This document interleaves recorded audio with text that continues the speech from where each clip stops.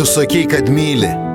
Kartojai tai taip įtikinamai ir dažnai, kad aš patikėjau. Patikėjau, nes norėjau tikėti. Nes meilė, kai ją išgirsti, suskamba giliai, ji pažadina kažką viduje, kažką, ko žmogus ilgisi nuo pat pirmos akimirkos.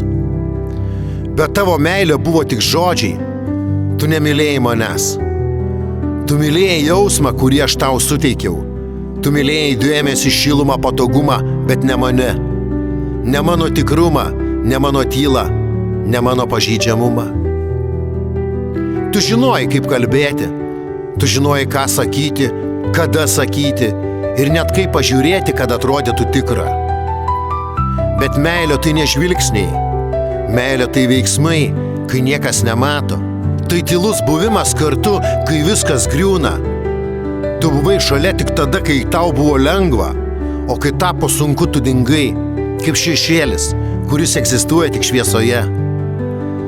Aš buvau tau atviras, atidaviau save, ne pusę, ne dalį, o visą. Tikėjausi, kad tu padarysi tą patį, bet tavo meilė buvo paviršutiniška. Ji niekada nelindo gilyn, nes tu bijojai tikrumo. Tu nenorėjai atsakomybės.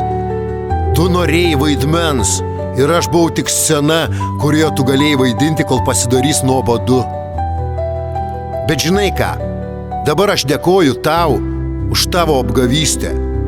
Nes ji atvėrė man akis, ji parodė, kad tikra meilė nėra gražų žodžiai, ji tylus gestai, ji pasilikimas, kai kiti išeina.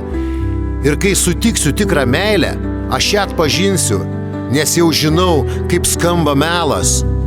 Ir daugiau niekada nepasiklysiu tarp tuščių pažadų.